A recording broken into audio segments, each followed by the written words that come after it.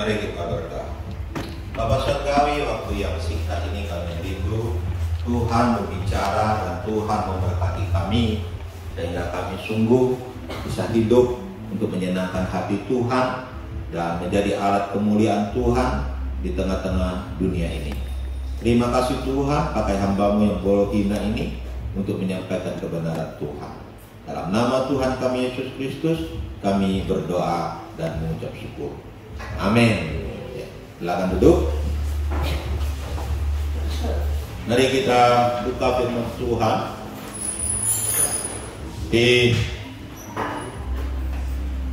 Mari kita buka firman Tuhan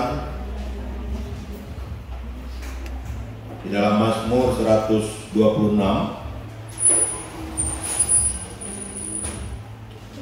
ayat yang pertama hingga ayat yang ke-6.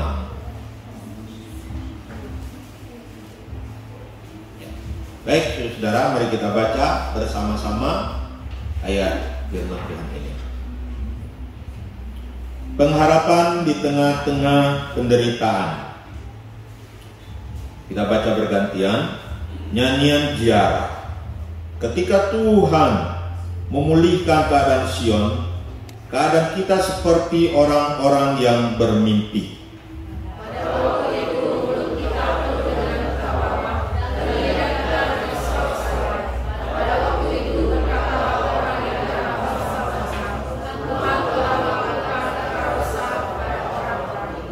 Tuhan telah melakukan perkara besar kepada kita, maka kita bersuka cita.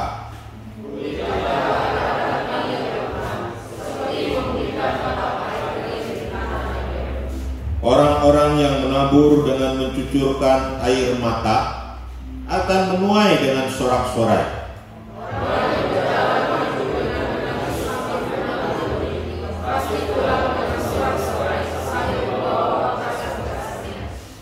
Bapak Ibu dikasih oleh Tuhan, hari ini kita mau belajar tentang rahasia air mata.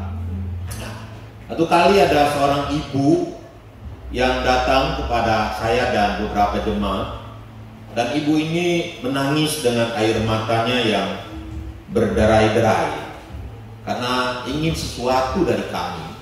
Ya. Lalu akhirnya karena tersentuh, kami memberikan dia. Tetapi setelah itu, sesuai dengan janjinya, dia tidak menepati janjinya. Dan akhirnya dia mengingkari janjinya. Ya. Saudara-saudara, ini adalah ciri air mata buaya. Ya, air mata buaya. Dengan air mata, dia mengungkapkan kesedihan dia. Tetapi rupanya itu hanya pura-pura saja. Rupanya itu hanya untuk supaya kami mengasihani dia saja dan memberikan sesuatu kepadanya. Nah, saudara-saudaraku dikasih oleh Tuhan, hari ini kita belajar tentang rahasia air mata. Nah, apakah rahasia air mata yang kita baca dari kebenaran firman Tuhan ini? Dikatakan di ayat yang ke-4 sampai ayat yang ke-6, pulihkanlah keadaan kami ya Tuhan, seperti memulihkan batang air di tanah Negeb. Saudara-saudaraku dikasih oleh Tuhan, ayat firman Tuhan ini 126 dari Mazmur ini dilatar belakangi bagaimana orang Israel pulang dari tanah perjanjian itu, atau pulang dari pembuangan di Babel maksud saya. Ya. Lalu mereka bersorak-sorai, bersuka cita di ayat yang pertama dan ketiga sampai ketiga, itu gambaran sukacita yang besar. Mereka mendapatkan apa yang besar yang berasal daripada Tuhan. Tetapi di ayat yang ke-4 sampai ayat ke-6 itu berbicara bagaimana ada banyak tantangan pergumulan yang mereka hadapi di tanah yang Tuhan berikan kepada mereka itu, di mana mereka pulang di saat itu. Banyak tantangan pergumulan yang harus mereka hadapi di situ, sehingga mereka menyampaikan doa di ayat yang ke-4, pulihkanlah keadaan kami ya Tuhan, seperti memulihkan batang air di tanah Negeb. Ya. Tanah Negeb adalah tanah yang kering. Ya. Arti kata Negeb sendiri adalah di selatan atau tanah kering, saudara-saudara.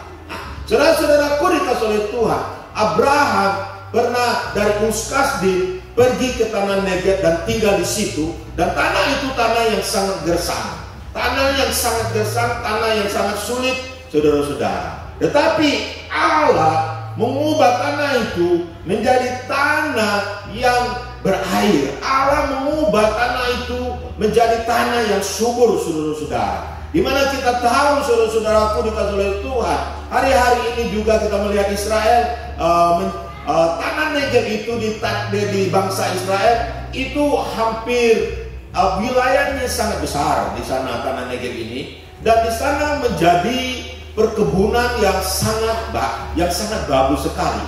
Ya, karena ada satu teknologi tetesan air, akhirnya di sana itu menjadi tempat perkebunan anggur yang sangat baik. Ya, ini gambaran daripada pemulihan Tuhan terhadap tanah Negev ini. Dimana kita tahu juga dalam perjalanan umat Tuhan, ya, kita tahu banyak terjadi mujizat-mujizat, air keluar dari batu, dan juga ada air yang pahit lalu menjadi tawar balik semuanya itu. Nah, saudara-saudaraku dikasih oleh Tuhan, tapi yang mau kita pelajari di sini, yang lebih dalam di sini adalah rahasia air mata itu. Rahasia air mata yang akhirnya membuat perkara besar terjadi, membuat pemulihan terjadi di dalam di tempat umat Israel itu. Apa rahasia? Apa rahasia daripada air mata itu? Yang pertama, saudara-saudara, dikatakan orang-orang yang menabur dengan mencucurkan air mata akan menuai dengan sorak-sorai. Ya. Saudara-saudara, dikatakan ada orang yang menabur dengan mencucurkan air mata. Mengapa mereka menabur sambil mencucurkan air mata? Ini adalah gambaran sebuah harapan yang besar. Harapan yang besar kepada Tuhan. Harapan yang besar kepada Tuhan. Berharap kepada Tuhan yang sungguh-sungguh. Berharap kepada Tuhan yang sungguh-sungguh. Hari ini kita mau belajar tentang rahasia air mata dengan singkatan BMB. Ya, BMB. Pertama, berharap kepada Tuhan dengan sungguh-sungguh. Berharap kepada Tuhan dengan sungguh-sungguh. Nah, saudara-saudaraku dikasih oleh Tuhan, air mata menandakan satu pengharapan yang sungguh-sungguh kepada Tuhan. Misalnya ketika seorang anak datang kepada kita, atau anak kita datang, "Pak, minta duit, Pak." Lalu kita bilang, "Nanti sajalah, tunggu Bapak ada duit." Lalu dia bilang, "Pak, minta duit lagi, Pak." Mungkin kita berkata, "Nggak ada duit." Tadi tunggu nanti ya, karena tak ada duit. Lalu dia bilang, "Pak, tolong Pak, saya ini sangat perlu duit ini. Saya ingin duit ini, Pak. Saya mau belanja, Pak." Lalu air matanya mulai turun, air matanya mulai turun, air matanya mulai turun. Wah, ketika kita melihat seperti itu, mungkin hati kita tersentuh. Wah, anak saya ini sungguh-sungguh ingin duit ini. Sehingga akhirnya tadinya kita bilang dompet kosong itu dan hati itu, akhirnya semua tuh ludes. Tiba-tiba uangnya ada. Lalu uangnya muncul dan diberikan. Kenapa? Karena ada kesungguhan dari anak ini yang kita mungkin mengerti. Dia sungguh-sungguh memerlukan itu semua. Ya. Saudara-saudara, dalam pengalaman hidup saya, ketika Simu sakit kanker leukemia dan harus di kemo di Kucing, dan kami mengalami masalah, saya harus bergumul dengan Tuhan. Bukan lagi hanya berlutut di hadapan Tuhan, bukan hanya berdoa di hadapan Tuhan dengan kata-kata, tapi saya harus berdoa dengan air mata yang membasahi bantal, yang membasahi tempat di mana aman saya berdoa, membasahi lantai air mata saya. Bahkan sampai air mata pun kering, saudara. Tidak bisa lagi mengeluarkan air mata ketika berdoa. Walaupun sedih, tidak ada air mata yang keluar lagi. Sampai seperti itu, saudara. Tapi kita tahu, orang-orang yang menabur dengan mencucurkan air mata akan menuai dengan sorak-sorai. Amin. Saudara-saudaraku yang dikasihi oleh Tuhan, ketika kita berharap kepada Tuhan dengan sungguh-sungguh, Tuhan tidak meninggalkan kita. Tuhan menghargai air mata kita. Tadi kita sudah ada lagu. Tuhan mengerti air mata kita. Tuhan lihat air mata kita. Dan ada lagu juga yang mengatakan Tuhan menampung air mata kita di kiblat. Tuhan tampung air mata kita. Setetes demi setetes itu dilihat oleh Tuhan, diperhitungkan oleh Tuhan di dalam kehidupan kita. Rahasia air mata yang pertama adalah berharap kepada Tuhan dengan sungguh-sungguh. Air mata menandakan kesungguhan hati kita, keperluan kita yang begitu besar, keyakinan kita yang begitu besar kepada Tuhan. Ada orang-orang tertentu, apalagi kaum laki-laki, tidak boleh menangis. Kalau menangis itu adalah haram upahnya. Itu tidak jantan upahnya. Istilahnya tidak jantan loh, laki-laki nggak boleh menangis.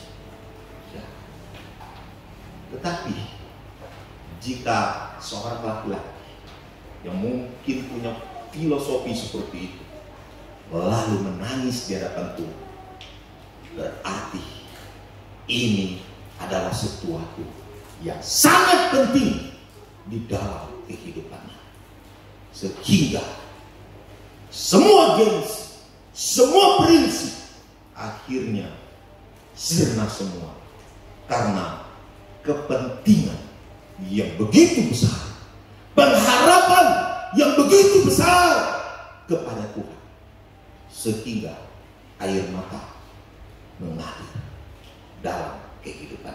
Amin. Beri semangat dulu. Sidang jemaat yang saya kasihi adalah Tuhan. Yang kedua yang kita ingin lihat, tadi kita lihat B, berharap sungguh-sungguh kepada Tuhan. Itulah rahasia air mata. Yang kedua, M, menyesal dengan sungguh-sungguh. Air mata juga bisa menandakan sebuah penyesalan, bisa menandakan sebuah penginsafan, bisa menandakan sebuah pertobatan. Air mata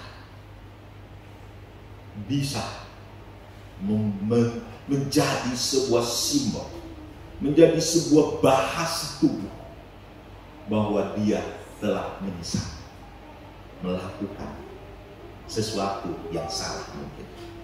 Di ayat firman Tuhan ini berbicara bagaimana umat Tuhan menyesali akan dosa-dosa yang mereka perbuat.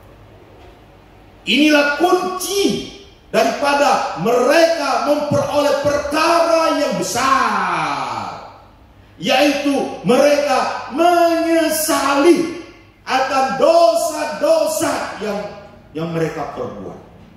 Nah, kita berkata, yang membuat Tuhan tidak bekerja dalam hidup kita itu adalah dosa kita. Bukan karena Tuhan tidak mampu, bukan karena Tuhan tidak mengasihi, bukan karena iblis terlalu kuat, bukan masalah itu terlalu besar, tidak. Tuhan selalu ingin menolong hidup kita. Tuhan selalu merencanakan sesuatu yang besar dalam kehidupan saya dan saudara-saudara. Tuhan selalu ingin memberkati kehidupan saya dan saudara-saudara. Tuhan selalu ingin menolong kehidupan saya dan saudara-saudara. Tuhan ingin selalu membahagiakan hidup saya dan saudara-saudara. Sama seorang suami yang selalu merindukan supaya bisa membahagiakan istri. Tuhan ingin selalu memberkati, menjaga, melindungi, menolong kita, menyelesaikan persoalan masalah kita. Tetapi kadang-kadang ada satu persoalan yang membuat semua itu tidak terjadi, yaitu karena dosa yang menghalangi. Dosa yang menghalangi Allah bekerja di dalam kehidupan saya dan saudara-saudara. Walaupun Tuhan juga sudah menyediakan jalan untuk penyelesaian dosa itu di atas kayu salib, melalui pengampunan Tuhan Yesus di atas kayu salib. Tetapi kadang-kadang kita tidak menghargai akan pengampunan itu sendiri. Sehingga kita pun masih memelihara dosa kita. Dosa yang enak kita pelihara. Dosa yang kurang enak kita buang. Tapi yang nyaman ini kita pegang terus. Oh, ini hewa. Menjauh thota. Ya. Dengan berbagai alasan. Oh, ngai curi anyong ba. Tak tahu pai curi anyong menjauh pian Dari dulu saya memang begini. Karakter saya memang begini. Saya nggak bisa berubah lagi. Apapun yang terjadi saya tetap begini. Kita pegang kuat-kuat prinsip ini dalam hidup kita. Padahal itu adalah dosa. Karakter yang jahat itu terus kita pegang dengan alasan-alasan seperti itu. Saudara-saudaraku dikatakan Tuhan, jika kita ingin mengalami hal yang besar dari Tuhan, kita harus menginsafi akan dosa-dosa kita dan bertobat dari dosa-dosa kita. Kadang-kadang kita tidak mengerti. Kita hanya memandang dosa itu sepintas lalu saja. Kita anggap dosa itu sepele. Dosa itu sesuatu yang boleh dibuat, enggak buat pun enggak. Dibuat enggak apa-apa. Itu kan dosa kecil, bohong kecil. Ya kan? Tapi bagi Allah, dosa tetap dosa. Kemudian bagi Allah, dosa itu sangat serius. Sangat serius. Amin. Mungkin bagi kita tidak serius. Makanya kita ketika kita mengaku dosa, biasanya Tuhan ampuni saya. Tuhan ampuni saya, tadi saya sudah bohong ya. Tuhan ampuni saya, tadi sudah saya nonton film porno nih. Oh, Tuhan saya tadi sudah gini nih Tuhan. Tadi saya sudah selingkuh. Kan biasa Tuhan. Tak apa-apa. Kita anggap serius. Kita anggap itu enggak serius. Biasa-biasa saja. Padahal bagi Tuhan dosa itu sangat serius. Sebenarnya ketika kita melakukan dosa, kita telah merusak rencana Allah. Ketika kita melakukan dosa, kita telah merusak karya Allah. Kadang kita berpikir, wah itu kan mau-maunya saya ya. Mulut saya kok, tangan saya kok, mata saya kok. Enggak apa-apa. Kita enggak tahu kita ini adalah karya Tuhan. Ketika kita merusak diri kita dengan dosa, kita sedang merusak karya Tuhan. Kita ini sebenarnya milik Tuhan. Apalagi kita ini adalah anak Tuhan yang dibeli dengan darah Kristus yang mahal di atas kayu salib. Ketika kita berbuat dosa, kita sedang menyakiti hati Tuhan. Ya, kita telah merusak akan gambar citra Allah di dalam diri kita. Karya Allah dirusak. Marah kalau kita misalnya kita buat gambar, lagi sedang gambar, tiba-tiba anak kita datang koyak gambar kita, marah dong. Ketika kita ibu-ibu masak, tiba-tiba suami datang lempar kotoran di dalam masakan, marah nggak kira-kira? Marah. Kita ini milik Tuhan loh, kita ini karya Tuhan, tapi kita merusak karya Tuhan. BMB yang pertama adalah berharap sungguh-sungguh kepada Tuhan. Yang kedua adalah menyesali dosa dengan sungguh-sungguh. Yang ketiga, B, yaitu bekerja dengan sungguh-sungguh. Bekerja dengan sungguh-sungguh atau ya, ini tidak sungguh-sungguh. Dia tidak mau ikut kerja. Ya, bekerja. Ayat firman Tuhan di sini dikatakan, pulihkanlah keadaan kami ya Tuhan, seperti memulihkan batang air di tanah Negev, orang yang menabur. Ini anak yang baik. Orang yang menabur dengan mencucurkan air mata akan menuai dengan sorak-sorai. Orang yang berjalan maju dengan menangis sambil menabur benih pasti pulang dengan sorak-sorai sambil membawa berkas-berkasnya. Saudara-saudara, ada kata menabur berarti bekerja, ya, menabur. Kemudian ada kata berjalan maju berarti ada fokus.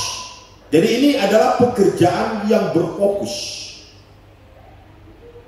Kemudian ada satu saja dikatakan di sini, menabur berarti ini adalah sebuah pertanian. Ya, nah, kita tahu di umat Israel pada zaman itu yang sangat penting adalah bagaimana bisa makan. Bukan bagaimana supaya dapat mobil, bukan. Zaman itu bukan seperti itu. Tetapi menabur di sini berarti mendapat makanan.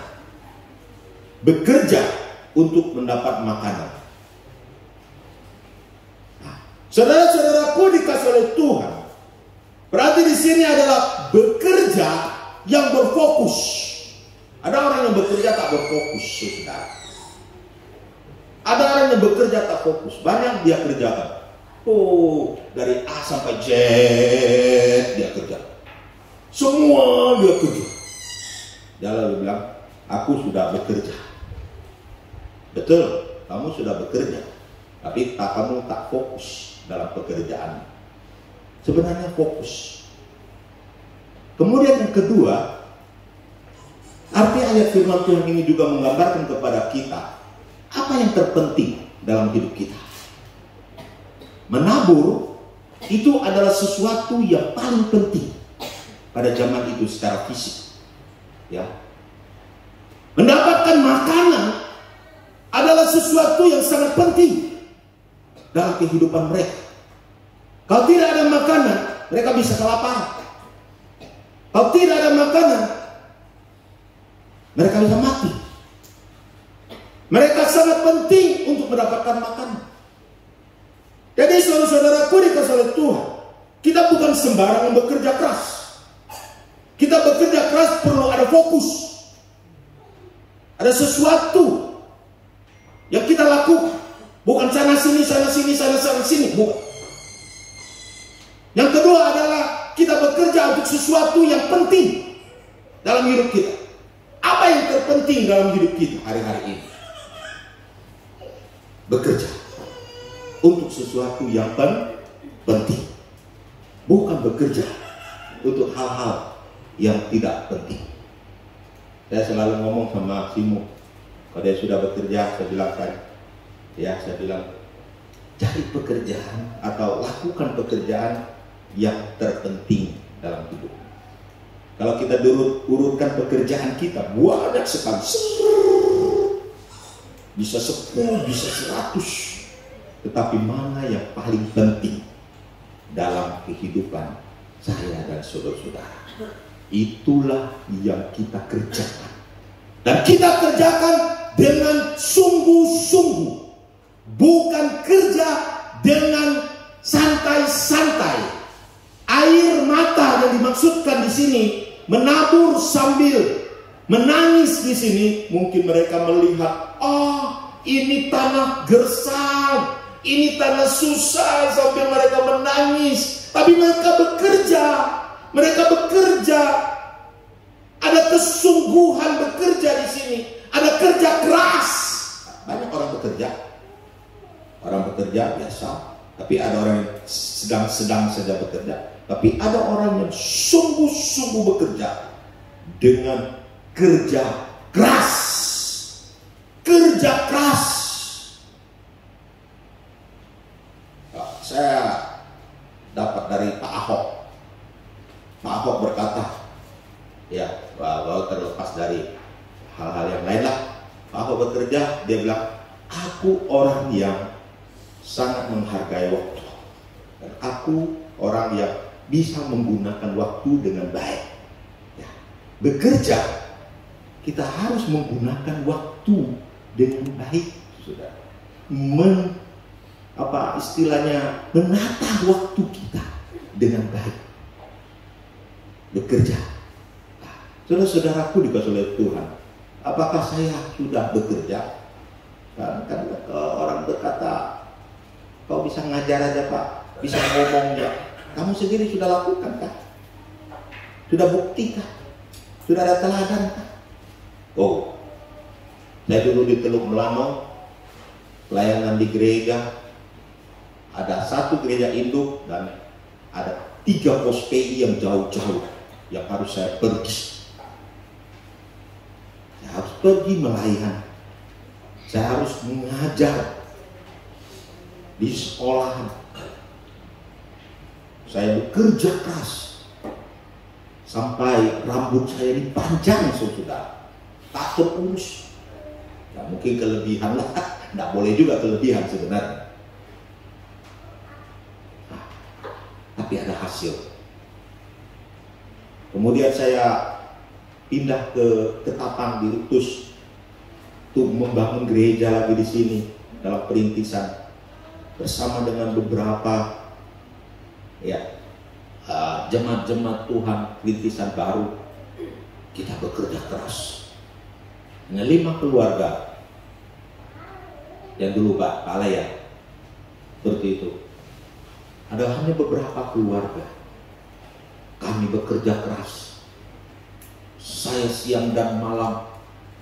Itu rumah itu hanya jadi tempat gereja itu hanya jadi seperti losmen tidur saja. Jadi dari pagi sampai malam jam 10, jam 11 saya masih ada kadang-kadang di warung-warung kopi, di tempat-tempat makanan menginjili saudara, mencari jiwa-jiwa bagi Tuhan. Bekerja. Ya, saudara-saudara bisa lihat jemaat kita berapa jumlah hari ini. Amin. Bekerja keras. Ekonomi gereja kita juga seperti itu. Dari kita disponsori sampai kita mandiri. Dari sampai mandiri sampai kita menjadi sponsor bagi hamba-hamba Tuhan lah. Hari ini kita mampu, puji Tuhan, memberikan kepada hamba-hamba Tuhan setiap bulan 100.000, walaupun hanya 40 orang saja. Amin. Dari disponsori sampai mensponsori, ini adalah hasil kerja keras. Musik hanfannya, tidak ada makanan malas. Jadi bekerja keras,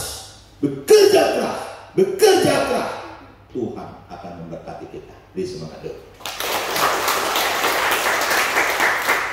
Tapi saudara, ketiga hal ini saya ingat harus ingatkan. Dari pagi kurang ingatkan, hari ini ingatkan lagi. Ketiga ini harus bersatu. BNB harus satu. Kalau hanya kerja keras tanpa M tanpa B, hanya kerja keras, kita akan menjadi orang yang gila kerja dan jadi orang yang mengandalkan diri sendiri. Mengandalkan diri sendiri. Kemudian kalau hanya kerja keras dan tambah menyesali dosa dan sebagainya, itu pun belum cukup. Kita hanya menjadi orang yang kerja keras, orang yang hidup mungkin menurut kita hidup kudus suci, menyesali dosa, tapi kita tidak punya iman. Iman ada. Lalu kita harus mempunyai B, berharap penuh, beriman penuh kepada Tuhan. Ketiga ini nggak boleh berpisah, nggak bisa berdiri sendiri-sendiri dalam hidup kita. Kalau kita hanya punya B, berharap penuh kepada Tuhan, tanpa menyesali dosa dan bekerja keras, kita hanya menjadi orang yang iman tanpa perbuatan mati. Iman tanpa perbuatan mati. Karena kita hanya berharap. Tapi kalau kita hanya berharap dan menjadi orang kudus, itu pun belum cukup. Karena kita akan menjadi seperti orang yang bertapa-betapa saja. Sedangkan kita masih hidup di dalam dunia nyata. Masih banyak pergumulan dalam hidup ini. Dan kita harus menjadi berkat bagi dunia ini. Sehingga kita juga menjadi orang pemalas. Kalau hanya dua ini saja. Dan harus ada yang ketiga juga. Bekerja keras dalam hidup kita.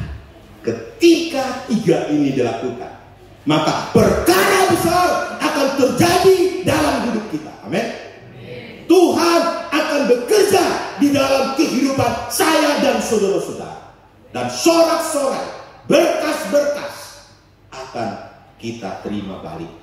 Berasal daripada Tuhan. Kiranya Tuhan Yesus memberkati kita semua. Mari kita bangkit berdiri. Kita berdoa.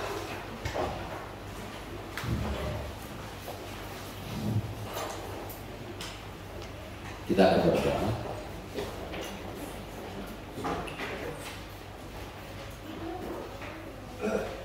Nanti minta Pak Allah itu untuk kita dalam doa. Terima kasih Pak Surga, kasih Tuhan Tuhan Yesus sampai ini sudah berkati kami sebentar hari terpuji namanya. Semoga kami bisa sama-sama datang untuk firman Tuhan, untuk beribadah dan Tuhan mendengarkan firman Tuhan sampai kami.